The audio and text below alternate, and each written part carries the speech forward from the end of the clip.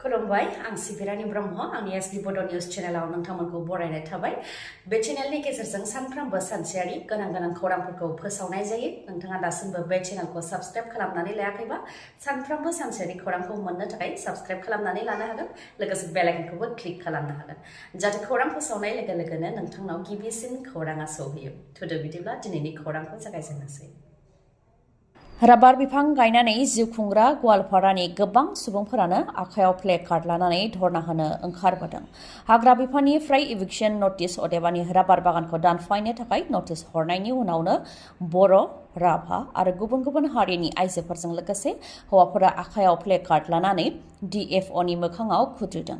बिथांमोना बुंथिदों दि राबार बागान बानायनाय हाया सोरखारनिब्लाबो रायजो राजाया हाग्रा दानस्राङाखै उल्थायै राबार दंफां गायनानै मिथिंगाखौसो रैखा खालामबोदों आरो बेजों बेखार सुबुंफोरा गरसे गरनै रां आरजिनो हादों नखर फोथांनो हादों आरो फिसा-फिसौखौबो जाहोनो लोंहोनो आरो फोरोंनो हादों होननानै फोरमायथिदों।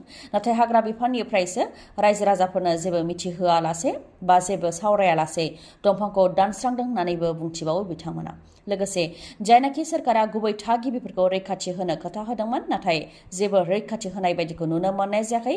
सोरखारा जुदि गवालपारानि रायजो राजानि राबार बागानखौ दानस्राङोब्ला हाग्रायाव दंफां फांसेबो दोननाय नङा होननानैबो बुंथिबावो बिथांमोनहा। मानोना रायजो राजायासो हाग्रानि दंफांखौ रैखाथि खालामनानै दोनबोदों हाग्रा बिफाननिया जेबो रैखाथि होबोआखै होननानै गोख्रोङै हुमखि होबावो बिथांमोनहा। फोरमायथिनो गोनांदि गवालपारायाव गोबां सुबुंफोरानो राबार दंफांनि बागान बानायनानै जिउ खुङो। फ्राय 100 निफ्राय 200 कोटि रांसोनि राबार दंफां गायनाय जायो गवालपारा जिल्लायाव। गिख्रंथाव रेल जाब्रबथाय गिख्रंथाव रेल जाब्रबथायाव सासे उन्दै गथ'साया खुनुरुखुमै जिउ रैखा मोननो हादों आरो बिथांनि बिबौआ जायगायावनो जिउ खोमानो गोनां जादों। धेमाजि जिल्लानि सिलाफोथार दिमावआव जादों गिख्रंथाव रेलगारि जाब्रबथाया। AR01F3744 नाम्बार थानाय I-10 गारिया रेल लामाखौ बारस'बाय थानाय समावनो मरखं सेलिकनिफ्राय डेकारगाव थांनाय ट्रेना फैदों। बेयावनो रेलगारिया I-10 गारिखौ 1 किल'मिटार जानथायसिम बुखारनानै लांदों जायजों 55 बोसोर बैसोनि सुबुङा जिउ खोमानो गोनां जादों आरो बिथांनिनो फिसौजोआ खुनुरुखुमै जिउ रैखा मोननो हादों। 55 बोसोर बैसोनि सुबुङा अरुणाचल प्रदेशनि पासिघाटआवनो पुलिसाव साख्रि मावोमोन मुङा रिगु रिबा। रायजो राजाफ्रा फोरमायथिनाय बायदिब्ला जाय जायगायाव बे जाब्रबथाया जानो मोन्दों बेयाव आयेन बेरेखायै लामा बारस'ग्रा दङ। रेल बिफाना जाहाथे बेयाव क्रसिं होयो बेनि थाखाय रायजो राजाफ्रा गोबां दाबि दैखांबोदोंब्लाबो रेल बिफाननिफ्राय बेयाव क्रसिं होआखै जायनि थाखाय सिगांनि समावबो जाब्रबथाय जानानै सुबुंनि जिउ गोमाखांबाय होननानै फोरमायथिदों। दा आरोबाव बे जाब्रबथाया जानो मोनबावदों आरो रेल बिफाननिफ्राय रेल क्रसिंखौ थाबैनो बानायनानै होआबा उननि समावबो सोरबाया जाबावनो हागौ होननानै खुद्रिदों ओनसोलनि रायजो राजाफ्रा। बे खेबाव दैदेनगिरिफ्रा गामियाव हाबफैयोबा दलिल आरो उखिल लानानैसो फैनो नांगोन। बे गोख्रों रावखौ बुंदों रायजो राजाफ्रा। नाथाय बबे गामियाव थाङोब्ला दैदेनगिरिफ्रा दलिल आरो उखिल लानानैसो थांनो नांगोन आरो मानि थाखाय? गामिनि रायजो राजाफ्रा मा फोरमायथिदों? फै जों खोनासंनि। चिरां जिल्ला बिजनी बर' बाजार जौगाखां ब्लकनि नामजिफारा गामिनि रायजो राजाफ्रा 76 बोसोर गोजाम दालांखौ बानायनानै होनो थाखाय सोरखारनिसिम दाबि दैखांदों। दैदेनगिरिफ्रा फैनानै रादायल' होलाङो नाथाय दालां लुनानै होआखै होननानै फोरमायथिदों बिथांमोनहा। बेनिखायनो दैदेनगिरिफ्रा फैयोब्ला दलिल आरो उखिल लानानै फैथों आरो रादाय होलांथों होननानैबो बुंथिबावो। मोख्राखौ थालिर बिखबजों थगायनाय बायदि रायजो राजाफोरखौबो थगायगासिनो। दा बेफोर थगायनायखौ रायजो राजाफ्रा गासैबो बुजिजोब्बाय होननानै बुंथियो बिथांमोनहा। लोगोसे फोरमायथिबावोदि भट बिनाय समावल' लोब लोब गासैबो दोलोनि दैदेनगिरिफ्रा फैयो आरो गामिनि जाम्बा जाम्बिखौ बुरखायनानै 500-600 रां बा जौ लोंनो रां होलाङो। नाथाय लंखायाव थांबा राबन जायो। माखासे राजखान्थिगिरिफ्रा मोख्रा बायदि दालाय बास्लायबाय थादों बा दोलो सोलायबाय थादों होननानैबो बुंथिबावो। सोरखारा जुदि खामानि मावनानै गावनि महरखौ दिन्थियाब्ला रायजो राजाफ्रा गावबागाव गोसो बायदि भट होगोन सोरनिबा थिननायाव भटखौ होनाय नङा होननानैबो बुंथिबावो। लोगोसे फोरमायथिबावोदि बे गोजाम दालांखौ बानायनानै होनो थाखाय ब्लक VCDC MCLA आरो EMनिसिमबो गोबां खावलायबोबाय नाथाय बिथांमोनहा खाना आरो जेबो खोनायै बायदि जानानै दं। जायनि जाहोनाव रायजो राजाफ्रानो गाव गावनि रां बाहायनानै दालांखौ बानायनानै लानो गोनां जादों होननानै फोरमायथिदों रायजो राजाफ्रा। दिल्लीनि गिबि मन्त्रि अरविन्द केजरीवालआ बेलाव गबाय। 6 दाननि उनाव सुप्रिम कर्टआ बेल होबाय बिथांनो। नाथाय बेल मोनदोंब्लाबो बा उदां अख्राङाव बिथाङा फैदोंबाबो गावनि मावख'आव थांनो मोननाय नङा। दिल्ली सेक्रेटारियेटआव थांनो मोननाय नङा आरो दिल्लीनि लेफ्टेनेन्ट गभर्नरनिफ्राय गनायथि लायालासे साइन बा सागान होनो मोननाय नङा। बिथाङा गावनि मोनथायनिफ्राय जे जानगाराव थानो गोनां जादोंमोन बेखौ नोजोर होनानैनो सुप्रिम कर्टआ बिथांनो बेल होदों। फोरमायथिनो गोनांदि जौनि फालांगियाव लोब्बा थानायनि अजदआव अरविन्द केजरीवालखौ ईडीआ एरेस्ट खालामदोंमोन। बेनि उनाव बिथाङा अदेबानि अरविन्द केजरीवालआ बेलबो मोननो हादोंमोन, नाथाय बेल मोननाय लोगो लोगोनो फिन सीबीआईआ बिथांखौ एरेस्ट खालामनानै जुन दानाव फिन जोबथेसालियाव दैथायहरफिनदोंमोन। दा गोबां नांनायनि उनाव सुप्रिम कर्टआ बिथांनो बेल होबाय। राजखान्थि खैसारनि थाखायनो अरविन्द केजरीवालखौ एरेस्ट खालामबाय थानाय जादों होननानै उखिलफोरजों लोगोसे रायजो राजाफोर आरो आम आदमी पार्टीनि मावथि मददगिरिफोरजों लोगोसे नखरनिफ्रा अजद होबोदोंमोन।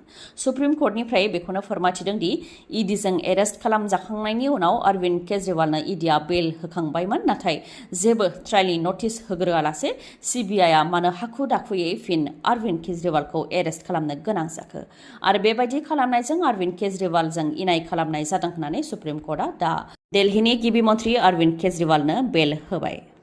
आसाम सोरखारा केबिनेटआव लादों माखासे थांखिफोर।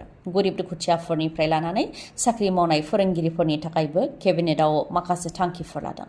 थांखिफोरखौ आसामनि गिबि मन्थ्रि डक्टर हेमन्त बिश्व शर्माया फोरमायथिदों दि एसएसएनि सिङाव हाइस्कुलाव मावनाय 4669 कन्ट्रेक्चुएल फोरोंगिरिफोरनि साख्रिखौ रेगुलार खालामनानै होनो थाखाय थांखि लानाय जादों होननानै फोरमायथिदों। बेनि थाखाय 10 साननि गेजेरावनो फोसावथायखौ होनाय जागोन। जायफोर बिथांमोनहा साख्रिखौ रेगुलार खालामनो गोसो दं बिथांमोनहा एप्लाइ खालामनो हागोन आरो गोसो गैयैफ्रा एप्लाइ खालामालासे थानो हागोन होननानैबो फोरमायथिदों।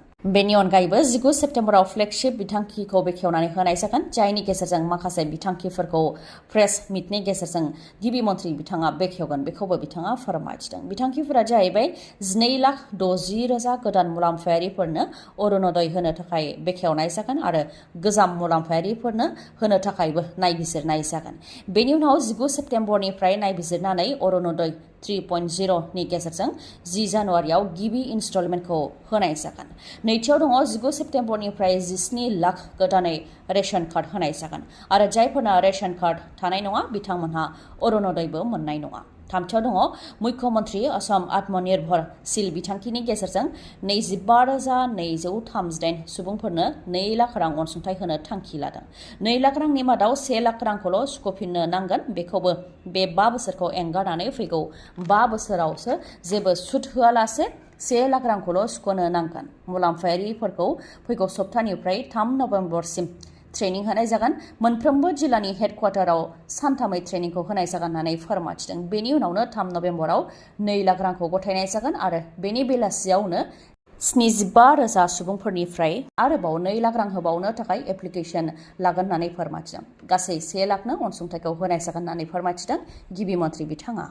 बेफोरनि अनगायैबो क'क्राझाराव स्टेडियाम लुनो थाखाय 107 कौटि रांबो गनायथि होबाय केबिनेटआव। बिटिआर गोरोबथानि दफाखौ गोख्रै मावफुंनांगौनि थाखाय दिपेन बर'नि बानजायनायाव एबसुनि थान्दै हान्जाया गोदान दिल्लीयाव थांनानै सावरायहैदों। Union home secretary Gobind Mohan IAS बिथांनि मासि सामलायनायाव सावरायनाय जादों, जेराव North East additional secretary Piyush Goyal, adviser North East A K Mishra बिथांमोनहाबो बाहागो लादोंमोन। जायनाखि बिटिआर गोरोबथानि दफाफोरखौ मावफुंनायाव लेहेम जादों आरो सोरखारा खोथा होनाय बायदियै मावफुंनानै होयाखै, बेनि थाखायनो गोदान दिल्लीयाव थांनानै सावरायहैदों बिथांमोना। बिटिआर गोरोबथानि दफाफोर जेरै सनितपुर, बिश्वनाथ आरो बिटिआरनि खोला बाहागोनि गोबां गामिफोरखौ बिटिआरआव सोसननाय, बिटिआरआव मोन 60 मासि बांहोनाय, 125 एमेन्डमेन्टनि गेजेरजों बिटिआरनि गोहोखौ बांहोनो थाखाय सावरायदों। बेजों लोगोसे फैगौ डिसेम्बराव जानो गोनां पार्लियामेन्ट सेसनाव जाहाथे बेखौ पास खालामो बेनि थाखाय सावरायनाय जादों।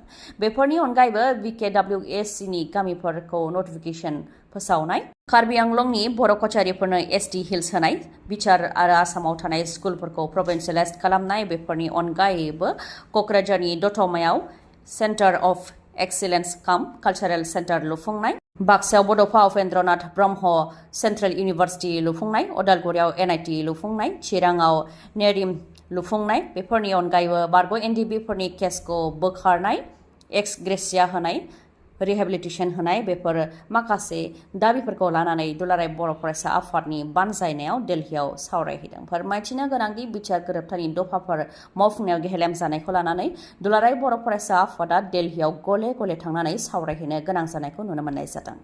लन मेला आरो एक्सचेन्ज मेला गोजोन्थों खौरां काजलगावनि MMH अट' हन्डा श'रुमा नोंथांमोननि थाखाय लन मेला आरो एक्सचेन्ज मेला खुंनो आखायाव लादों। विश्वकर्मा फुजाजों लोब्बा लाखिनानै फोसावदों गोबां अफारफोर जेरै mixer grinder, LED TV, 5 litre थाव, iron, cycle, electric kettle, blanket, dinner set, electric rod आरो रुम हिटार बेफोरनि मादाव जायखिजाया मोनसे जोथोबखौ नोंथांमोनहा मोनथारनो हागोन। बेनि अनगायैबो बेसेन नाङालासे गंनै हेलमेट मोननो हागोन, 1000 रां केशबेक मोननो हागोन आरो गोजाम गारिखौ सोलायनानै गोदान मटरसाइकेल बा स्कुटि लानो हानायनिबो खाबु दं।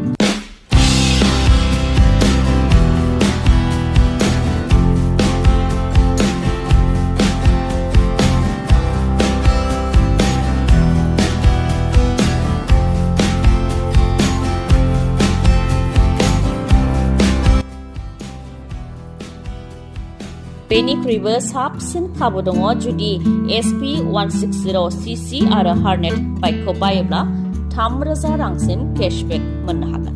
लोगोसेनो काजलगावनि MMH अट' हन्डा श'रुमाव खम रां होग्रोनानैनो आरो खम सुतनि हारजोंनो गोदान मटरसाइकेल बा स्कुटिखौ नोंथांमोनहा मोननो हागोन आरो गोरलैयै फाइनान्सआव मटरसाइकेल बा स्कुटिखौ बायनो हानायनिबो खाबु दं। बेफोर अफारा 30 नभेम्बरसिम थागोन। माबाफोर मिथिबावनो लुबैयोब्ला 8720957824 नङाब्ला 6026428346 बे नाम्बाराव खौरां लानो हागोन। गोजोन्थों। खौरांखौ जोबजासे खोनासंनायनि थाखाय गोजोननाय थाबाय। गाबोननि सानाव फिन गोदान खौरांजों लोगो मोनफिनगोन। दिनैनि थाखाय गोजोन्थों।